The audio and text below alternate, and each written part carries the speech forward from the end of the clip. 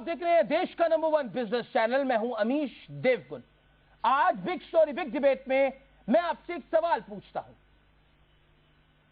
CM का काम सचिवालय में बैठकर जनता के हित में जरूरी काम निपटाना होता है, ये आप जानते ही हैं, या फिर एसएचओ को सस्पेंड कराने के लिए या ट्रांसफर कराने की मांग पर धरना करना। दिल्ली के सीएम अरविंद केजरीवाल अपने लाव लश्कर के साथ आज सुबह कानून की तमाम धज्जियां उड़ाते हुए रेल मंत्रालय के पास धरने पर बैठ गए। उन्हें इस बात की भी परवाह नहीं थी कि गणतंत्र दिवस के चलते इस पूरे इलाके में धारा 144 लगी हुई है। धरने के चलते इस इलाके में अफरा तफरी मच गई। 4 खास मेट्रो स्टेशन बंद कर दिए गए। आम लोगों को, आम आदमी को भारी दिक्कतें झेलनी पड़ी। लेकिन मामला सिर्फ इतना ही नहीं है। आम आदमी पार्टी के नेता पुलिस और अस्पताल के काम में भी जमकर दखलंदाजी कर रहे हैं। सवाल उठना तो लाजमी है, तो क्या ऐसे चलेगी आपकी सरकार? और यही आज की बिग स्टोरी टुनाइट, क्योंकि मुद्दा बड़ा है। आम आदमी पार्टी, हम कह सकते हैं, हद कर रही है। ट्रैफिक नियमों की धज्जियां उड़ाते अरविंद केजरीवाल। धारा 144 का खुला उल्लंघन करते सीएम केजरीवाल।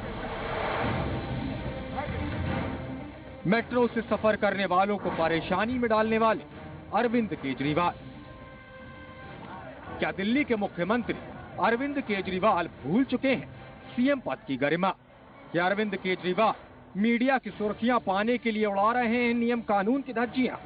दिल्ली पुलिस के 4 अफसरों को सस्पेंड करने की मांग को लेकर अरविंद केजरीवाल गृह मंत्रालय के सामने धरने पर बैठना चाहते थे। इससे रोका गया तो वे रेल भवन के पास धरने पर बैठ गए। पुलिस वालों ने दादागिरी मचा रखी है। दिल्ली के अंदर पुलिस वाले पैसे लेते हैं लोगों से। आज हम लोग यहाँ पे इकट्ठे हुए हैं जी धरना देने के लिए। सवाल ये उठता है कि जनता ने जिसे राज्य की तस्वीर बदलने का जिम्मा सौंपा है, उसका कामकाज छोड़कर खुद धरने पर बैठ जाना क्या जायज है? क्या एक एसएचओ को सस्पेंड करने की मांग को लेकर सीएम का धरना प्रदर्शन सही है? 1 करोड़ 70 लाख लोगों के भाग्य का काम छोड़ के अपने 2 मंत्रियों को बचाने के लिए और 3 अफसरों के खिलाफ कार्रवाई करने के लिए पूरे प्रशासन को ठप करके धरने पर बैठ गए। मैं समझता हूं इससे ज्यादा निंदनीय कोई और कार्य नहीं हो सकता। वो मुख्यमंत्री है एक दिल्ली के, तो बड़े ऑफिसर, बड़े हुद्दे पर है वो, तो ये सहयोग करना बहुत जरूरी होता है। लेकिन आरोप बस इतना ही नहीं है। दिल्ली की आम आदमी पार्टी सरकार पर पुलिस और अस्पताल के कामकाज में दखलंदाजी का आरोप भी लग रहा है। दिल्ली की महिला और बाल विकास मंत्री राखी बिरला की सागरपुर थाने की एसएचओ के साथ झड़प हो चुकी है। खबरों के मुताबिक एक मामले में जल्द कार्रवाई की मांग करते हुए राखी बिरला आधी रात को धरने पर बैठ गईं और पार्टी के कार्यकर्ताओं ने जमकर पुलिस के खिलाफ नारेबाजी की। यही नहीं, दिल्ली सरकार के कानून मंत्री सोमनाथ भारती पर भी पुलिस के कामकाज में दखलंदाजी के आरोप लगे हैं। खबर है कि 11 से 12 जनवरी की रात कथित तौर पर सोमनाथ भारती साकेत में एक होटल के मैनेजर से होटल का लाइसेंस दिखाने की मांग करने लगे। इस पर जमकर विवाद हुआ। खबर यह भी है कि दिल्ली के मॉडल टाउन इलाके में आपके कुछ कार्यकर्ता विधायक अखिलेश पति त्रिपाठी के साथ राजन बाबू टीबी हॉस्पिटल पहुंच गए और एक मरीज को टीका देने का दबाव बनाने लगे। हालांकि जांच में पता चला कि मरीज को टीबी नहीं बल्कि कैंसर की बीमारी थी। ऐसे में सवाल ये है कि इस तरह अलग अलग विभागों के काम में जबरदस्ती दखलंदाजी से अराजकता नहीं फैलेगी? और सवाल ये भी है कि आपके इस रवैये से आम लोगों को होने वाली परेशानी की जिम्मेदारी कौन लेगा? सौरभ श्रीवास्तव, ज़ी मीडिया। और अरविंद केजरीवाल के धरने पर बैठने को लेकर आपकी जमकर किरकिरी भी हो रही है। देखिए किस तरह दिल्ली सरकार पर निशाना साधा जा रहा है। Today we find a total anarchic situation in Delhi's roads, and Congress party, which is supporting the Aam Aadmi party, which is running apparently the government in Delhi, is a mute spectator. आंदोलनकारी रहे जबकि actually संचालक हो जाना चाहिए था। लगता है कि आंदोलन की आदत छूटी नहीं। और वो सोचते हर चीज का जवाब आंदोलन ही है। ये नहीं पता कि आंदोलन से ही तो सरकार बनी आपकी, अब तो सरकार चलाने का समय था ना। और आज के हमारे बिग स्टोरी के इस पैनल में हमारे साथ मीम अफजल है, कांग्रेस के प्रवक्ता, हमारे साथ विजेंद्र गुप्ता है, भारतीय जनता पार्टी के नेता, हमारे साथ आम आदमी पार्टी की हम बागी कह सकते हैं टीना शर्मा जुड़ रही है, नीलाभ मिश्रा है हमारे साथ, वेटरन जर्नलिस्ट, सीनियर जर्नलिस्ट हमारे साथ कमाल फारूकी साहब है जो आम आदमी पार्टी का समर्थन करते हैं और खुद एक वरिष्ठ नेता भी हैं। सबसे पहले मैं शुरुआत नीलाभ मिश्रा आपसे करता हूं। आम आदमी पार्टी जिस तरह से काम कर रही है या फिर जिस तरह से सरकार चला रही है, क्या ऐसी चलेगी दिल्ली की सरकार? क्या आपको लगता है ताक पर नियम रखकर स्थितियों को काबू किया जा सकता है या बेकाबू किया जा सकता है? Straight question to Neelabh. देखिए, लोकतंत्र में सारी संस्थाओं की अपनी मर्यादा होती है। मैं जनता के बीच जाने के सरकार के अधिकार को चुनौती नहीं देता। लोकतंत्र में सरकारें जनता के बीच जाती रही हैं और जनता का सहयोग लेकर के, और कई बार सिस्टम नहीं सुनता है तो जाती हैं सरकारें। ममता बनर्जी भी अभी पिछले साल वो भी खुद भी धरने पे बैठ जाती हैं, कई इस तरह के मुख्यमंत्री हैं। लेकिन जनता के बीच जाना एक स्ट्रक्चर्ड तरीके से होना चाहिए। जैसे इनके पास ऑप्शंस थे, इनके पास ये सूचना के अधिकार आंदोलन नहीं, मैं सीरीज ऑफ ये सिर्फ आज की बात नहीं कर रहे। सोमनाथ भारती ने जो उन विदेशी महिलाओं के साथ करा, क्या वो तरीका? भारती नहीं, वो गलत किया। वो आपको रेसिज्म, अगर किसी रेसिज्म की बू उसमें से आ रही है, वो रेसिज्म नहीं। डिप्लोमेटिक रिलेशनशिप होते हैं कंट्री के साथ। इसमें मीम अफजल साहब को भी खुद डिप्लोमेट रहे हैं, वो ज्यादा बारीकी से बता सकते हैं। लेकिन वेरी क्विकली जो सोमनाथ भारती ने करा, जो राखी बिरलान ने करा, और उसके बाद एक केस में तो ऐसा हुआ मरीज को टीबी की आप शिकायत कर रहे हो और बोल रहे हैं कि इसमें आप फोर्स कर रहे हैं हॉस्पिटल को। संजय गार्जियन में एक खबर भी छपी है, आप फोर्स कर रहे हैं हॉस्पिटल को कि आप इलाज करिए इसका टीबी के लिए, लेकिन उसको बीमारी कैंसर निकली। हाँ नहीं, वो जब आप अति उत्साह, डॉक्टर भी आप, पुलिस भी आप, तो एनार्की कहते हैं इसको। नहीं, वो गलत। वही मैं कह रहा हूँ, एक स्ट्रक्चर्ड तरीके से इनको जनता के बीच जन सुनवाइयां करनी चाहिए थी, हॉस्पिटल की फंक्शनिंग को लेके, पुलिस की फंक्शनिंग को लेके, जिसमें पुलिस वालों को भी बुलाते हैं, जिसमें पैनल से रिटायर्ड पुलिस अधिकारियों को बुलाते हैं। यह तरीका होता है। जनता के बीच जाना गलत नहीं है, मुद्दे उठाना गलत नहीं है, लेकिन जो तरीका अपनाया तरीका आपको लगता है गलत है। क्विकली मैं जाऊंगा सीधा मीम अफजल साहब के पास। अफजल साहब, आपने आज बड़ा एक इंटरेस्टिंग बयान दिया। आपने जो स्टेटमेंट दी वो मैंने सुनी, और आपने बोला कि अरविंद केजरीवाल सरकार की उल्टी गिनती शुरू हो गई है। आप खुद एक वरिष्ठ पत्रकार भी रहे हैं, तो क्या आप खबर दे रहे हैं या आपने ये एज अ स्पोक्सपर्सन बाइट दी है? कुछ समर्थन वापस लेने पे विचार कर रहे हैं क्या? नहीं, मैं ऐसा है, देखिए, मैंने ये कहा था कि आवामी जो एक सपोर्ट उनको है उसकी उल्टी गिनती शुरू हो गई है अगर वो इस तरह के काम करेंगे। इसको जरा अच्छी तरह समझ ले। मैंने शाम को प्रेस कॉन्फ्रेंस में बाकायदा इसको क्लैरिफाई किया कि आवाम में जो उनकी पॉपुलैरिटी है वो मुतासिर, और उसके लिए मैंने एक वाकया बताया। मैं आज सुबह 2 घंटे लेट पहुंचा, मैं खुद ट्रैफिक में फंसा हुआ था, और दिल्ली में इस वक्त जब आपका प्रोग्राम चल रहा है, इस वक्त भी सब तरफ ट्रैफिक जैम है। तो मैं समझता हूं कि आम आदमी पार्टी लोगों की सुविधा के सवाल को लेकर के मैदान में आई है, अब सुविधा को नहीं। 2 या 3 लोगों के ताल्लुक से अभी अमोद कंड साहब ने, इसकी जो पुराने पुलिस अधिकारी हैं, उन्होंने इस सारे मामले की तहकीक की है, और एक और चैनल पर मैं उनके साथ बैठा हुआ था, उन्होंने पूरी बात बताई। उन्होंने तहकीक करने के बाद ये कहा है कि आम आदमी पार्टी का जो स्टैंड है बिल्कुल गलत है। उन्होंने उस लेडी से जाकर के मुलाकात की है जो दोनों फॉरेनर्स थी, और मैं इसका जो आपने अभी एक इशारा दिया कि मैं डिप्लोमेट भी रहा हूं, मैं सिर्फ इतना बताता हूं, मैंने अफ्रीका के अंदर भी काम किया है, और अफ्रीका में बड़ी तादाद में, हर मुल्क के अंदर बड़ी तादाद में हिंदुस्तानी काम करते हैं। अगर यहाँ खुदा ना खास्ता कोई ऐसा वाकया हो जिसके नताइज वहाँ पर हमारी जो इंडियन कम्युनिटी है उसको कहीं उसकी जक पहुँचे, इसका ख्याल रखना बहुत ज़रूरी है। और वैसे भी जब हम फॉरेनर्स से डील करते हैं तो हमें बड़ी एहतियात के साथ उसको डील करना होता है, और अच्छी तरह सब तत्वों को देखने के बाद करना पड़ता है। मैं एक बात यहाँ पर ये कहना चाहता हूँ कि सरकार बोट क्लब से या रेल भवन के बाहर जो लॉन है वहाँ से नहीं चलेगी। आपने कह दिया कि 10 दिन तक हम नहीं आएंगे, 10 दिन तक हम जो है यहाँ करेंगे। मुझे आप बताइए, 10 दिन तक दिल्ली की जनता किसके ऊपर रहेगी? क्या ये जो एक अभी दिखाया गया कि एक फाइल वो साइन कर रहे थे, कहा कि अब तो यहीं से फाइल साइन करेंगे। आप ईमानदारी से बताइए कि क्या किसी धरने पर बैठ करके सरकार को चलाया जा सकता है, क्या अस्पतालों की देखभाल की जा सकती है।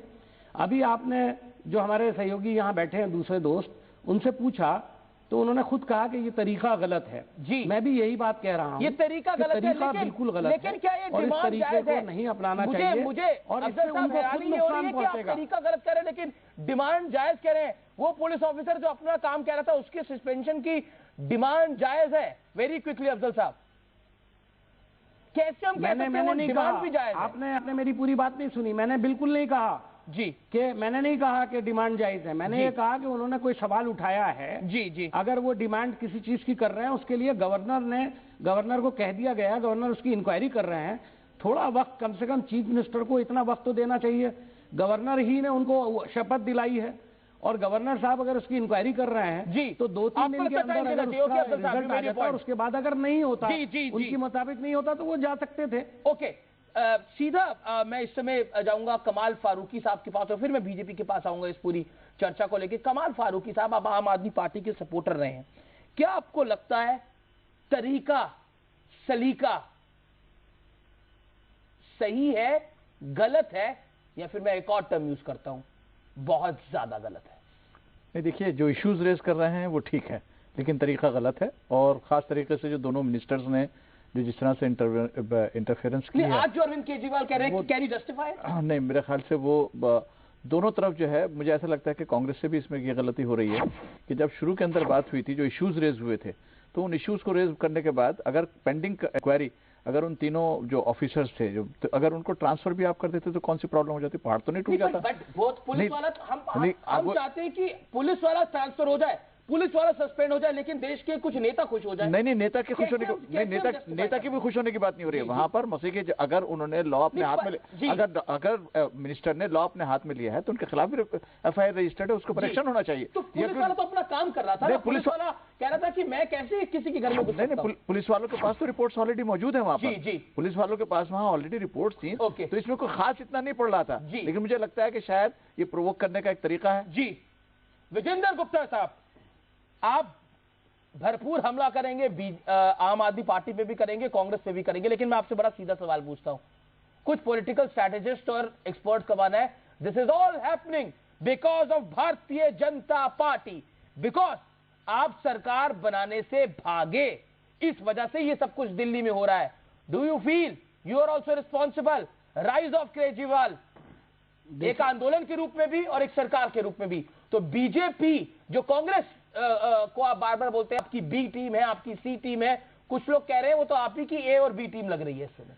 देखिए देवगुण, मैं बात साफ कह दूं कि लोकतंत्र में सबको पार्टी बनाने का अधिकार है, इलेक्शन लड़ने का राइट है और सरकार बनाने का भी राइट है। इसलिए किसी को रोकने, किसी को खिलाफ कोई षड्यंत्र करना हमारा कोई ध्येय नहीं है जी। दूसरा, हमारे पास 32 मेंबर थे, मैं फिर रिपीट कर रहा हूं, किसी भी रूप में हम सरकार बनाने में सक्षम नहीं थे।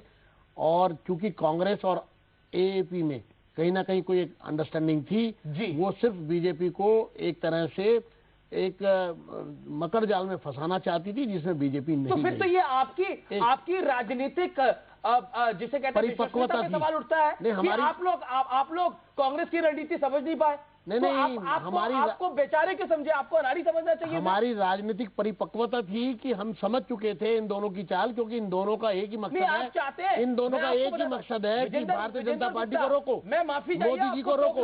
लेकिन ऐसा आप ऐसा दिखाना चाहते हो कि आप बेचारे हो, हम बेचारे नहीं है।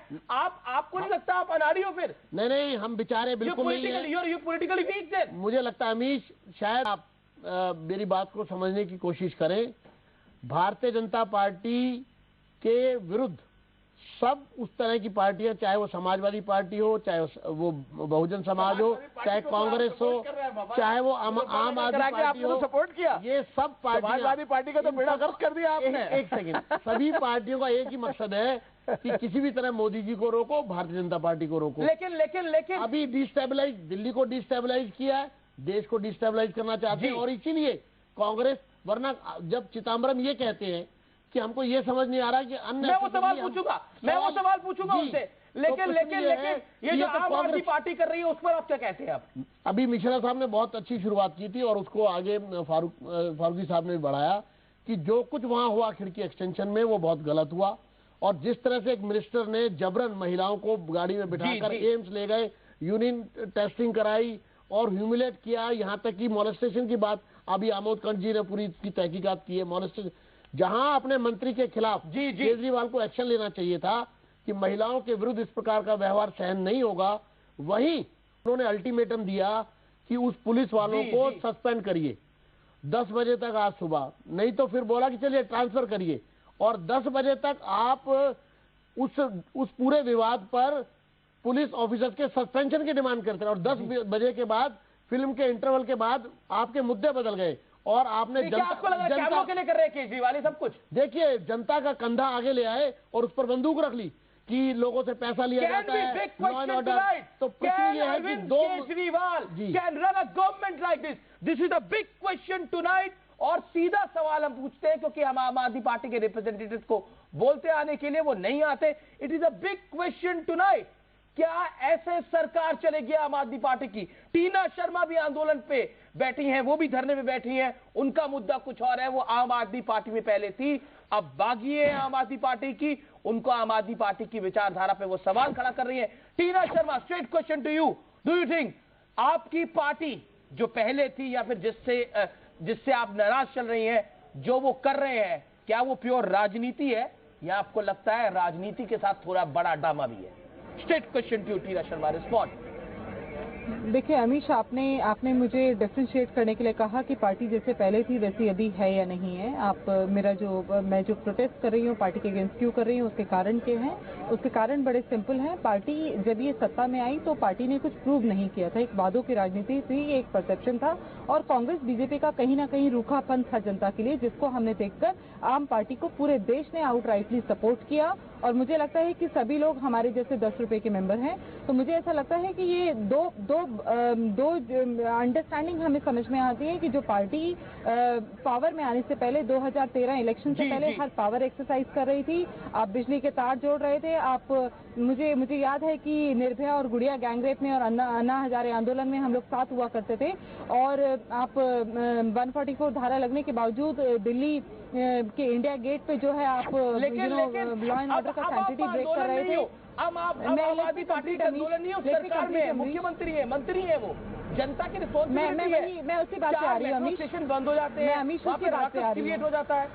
बिल्कुल अमीश, और एक आपकी बात पे बड़ा उसी बात पे आ रही हूँ। पूरे हिंदुस्तान में तो अभी उनका टेस्ट ही नहीं हुआ, दिल्ली में उनका टेस्ट हुआ है, तो नेशनल लेवल पार्टी बनने में भी उनको टाइम लगेगा। मैं उसी बात बन जाए। देखिए अमीश मैं उसी बात पे आ रही हूँ, लेट मी कंप्लीट। मैं ये कहना चाहती हूँ कि जब आप पावर में नहीं थे तो आप हर पावर एक्सरसाइज कर रहे थे, जब आप पावर में आए तो आपकी स्टेटमेंट आती है कि अभी हम चिंतन करेंगे कि दिल्ली में गैंगरेप क्यों हो रहे हैं। तो ये बड़ा बहुत अजीब सा स्टेटमेंट था हमें सुनने के लिए। और महिला मुद्दों को मुझे लगता है जिस तरह हर पार्टी ने दरकिनार किया है, आम पार्टी ने भी महिला मुद्दों को उतने ही हल्के में लिया, उतने ही हल्के में लिया। प्लस ऑन दी कॉन्ट्ररी एक बात और मैं बोलना चाहती हूँ, उतना ही हल्के में ले लिया। प्लस सोमनाथ भारती का सस्पेंशन जबकि होना चाहिए था, क्योंकि महिला मुद्दों में वो कोर्ट ने उनको बुक किया है, उन पे एफआईआर दर्ज होनी चाहिए। हमारे चीफ मिनिस्टर अगर उनको डिफेंड कर रहे हैं तो ये लगता है कि बहुत पॉलिटिकल स्टेटमेंट है और पॉलिटिकल सहूलियत है। जी, आपको लगा पॉलिटिकल मजबूरी है? वेरी क्विकली ब्रेक पर जाने से पहले अफजल साहब, 2014 के इलेक्शन हमें एड्रेस 2014 मजबूरी है। अफजल साहब, क्या आपको लगता है कि आप भी अपने ढंग से आम आदमी पार्टी को कोस भी रहे हैं लेकिन धीरे धीरे प्यार भी कर देते हैं, तो रूठना मनाना चलता रहेगा? ये देखिए अमीश जी, हमारी एक जिम्मेदारी है, लव अफेयर कुछ ऐसा है, समझ लीजिए कि हमारे जो नेता हैं दिल्ली के लवली सिंह, उन्होंने एक बात बड़ी क्लियर कही थी कि हम लोग 18 जो इनके पॉइंट्स हैं उन पर सपोर्ट दे रहे हैं इनको, लेकिन उसके अलावा कोई भी ऐसा काम जो जनता के हित में नहीं होगा उसके लिए हम अपोजिशन का रोल अदा करेंगे। हम वो रोल अदा कर रहे हैं। दूसरी अहम बात मैं यहाँ पर और बताना चाहता हूँ इस पैनल पर, जो बहुत अहम है। दो बयान आप आदमी के पार्टी के जो लीडर हैं हमारे अरविंद केजरीवाल साहब, उन्होंने 2 बयान दिए हैं अभी वहां धरने पर बैठकर। पहला बयान उन्होंने कहा है कि हम इसको 10 दिन तक चलाएंगे और 26 जनवरी के मौके पर हम पूरे देश से लोगों को बुलाएंगे और पूरे देश में इस मूवमेंट को ले जाने का काम करेंगे। उसके कोई आधे पौने घंटे के बाद उन्होंने एक दूसरा बयान दिया है जो टेलीविजन पर मैंने देखा। उसमें उन्होंने कहा है कि हम लोकसभा के इलेक्शन को दिखाएंगे कि इनका हम क्या हशर करेंगे। तो इसका मतलब ये है कि शायद ये मुद्दा जिसको हम डिस्कस कर रहे हैं वो मुद्दा ही नहीं है आम आदमी पार्टी का। मुद्दा है आप कह रहे हैं उनका ब्रॉडर रोल है, इलेक्शन तो कहीं ना कहीं और उसके लिए तैयारी सर, सरकार रहे न रहे, लेकिन उनको इस एजेंडे पर जाना है। लेकिन ये समझ लीजिए जी, उनका एजेंडा 2014 है। चलिए, एजेंडा अगर 2014 है का मतलब क्या होता है? तभी जो बयान दिया है, अगर हम शिष्टाचार की बात करें तो ऐसा लगता है आम आदमी पार्टी उससे कोसों दूर जा चुकी है।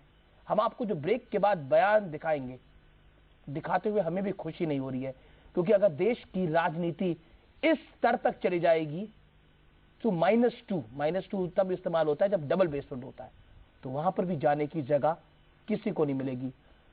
सोचना पड़ेगा, समझना पड़ेगा, क्योंकि ब्रेक के बाद जो हम आपको दिखाने वाले हैं वो देख के आप चौंक भी जाएंगे, लेकिन शर्म से आपकी नजरें भी नीचे होगी ब्रेक के बाद।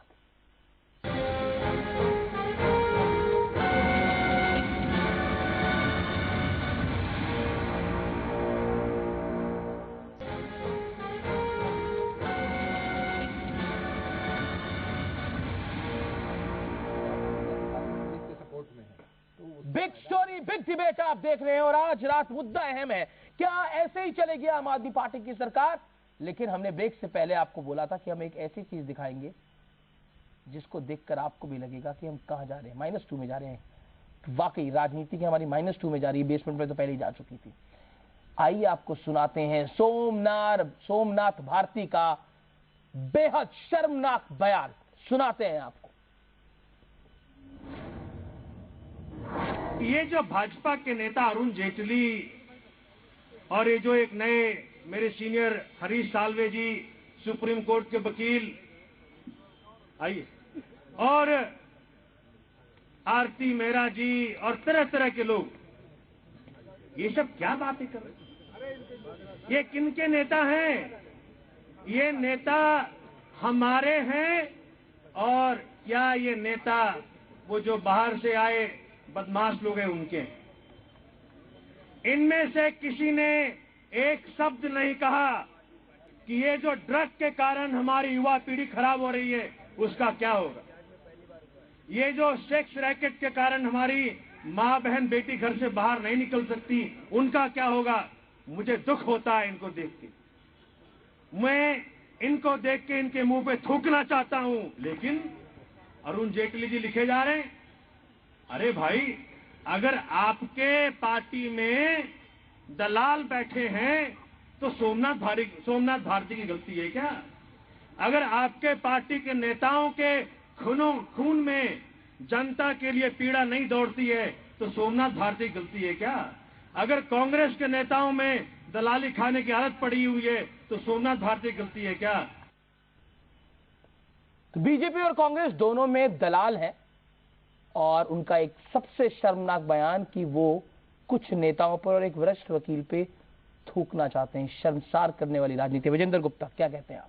देखिए, बहुत अनपाल, और हरीश साल्वे के लिए ऐसा बोला उन्होंने, मैं सोचता हूँ राजनीतिक प्रतिद्वंदिता में द्वेष भाव हो सकता है, और उन्होंने बोला मेरे सीनियर, लेकिन एक नॉन पॉलिटिकल एंटिटी जो एक हिंदुस्तान के एक एमिनेंट लॉयर हैं, और मैंने उनको खुद इनके पक्ष में भी बोलते हुए सुना है, बहुत बैलेंस बात करते हुए सुना है, लेकिन अगर एक बार उन्होंने इनकी किसी हरकत को, जिसको पूरा देश कह रहा है, सिर्फ हरीश साल्वे ने नहीं बोला, मिश्रा जी ने बोला है, सब लोग बोल रहे हैं, मैंने अभी तक किसी डिबेट में, कहीं अखबार में कहीं नहीं दिखा सुना कि खिड़की एक्सटेंशन में जो सोमनाथ भारती ने किया वो ठीक किया। उसके बाद पेशेंस नहीं है कि उनके मुंह पर थूक देंगे। यानी कि जो आदमी इतने शॉर्ट टेम्पर्ड हैं, इतने ज्यादा प्रोवोकेटिव हैं, वो क्या दिल्ली और समाज और सरकार चला सकते हैं? तो ठीक है, फिर तो सही कहा जा रहा है कि अनार्किस्ट है, दंगा करना चाहते हैं, लोगों को भड़काना चाहते हैं, भय पैदा करना चाहते हैं और पूरी व्यवस्था को बिगाड़ना चाहते हैं। जी, मीम अफजल साहब, आपका रिएक्शन मैं इस पे लूंगा, व्हाट्स योर टेक? मैं तो बस एक वो सिंगल बात कहूंगा जिसका आपने जिक्र किया और आपने कहा मेरा बयान आया था, इसी को कहते हैं कि आवाम के अंदर ग्राफ का नीचे जाना।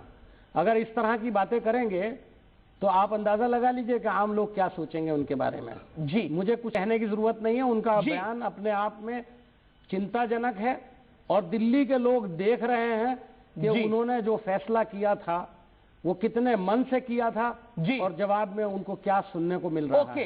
वेरी क्विकली सवाल डिबेट का अहम नहीं है कि उन्होंने किस नेता के बारे में क्या कहा, अहम यह है कि उन्होंने क्या अल्फाज इस्तेमाल किए। किसी के मुंह पर थूकने की बात करना मेरे ख्याल है ये सियासत में कभी किसी को जेब नहीं देता है और मैं इसकी भर्त्सना करता हूं। मैं समझता हूं कि ऐसा उन्हें बिल्कुल नहीं करना चाहिए। वो बड़ी गलती कर रहे हैं और इसका खमियाजा उनको बहुत जल्दी भुगतना आप कह रहे हैं खमियाजा भुगतना पड़ेगा। वो खमियाजा क्या हो सकता है? नीलाभ मिश्रा, बड़ा सीधा मैं आपको बताता हूं। क्या आपको लगता है अरविंद केजरीवाल तमाम चीजें करके 2014 पर निगाहें टिकाकर बैठे हैं और वो 2014 को कैसे भी जीतना चाहते हैं? That's the whole point.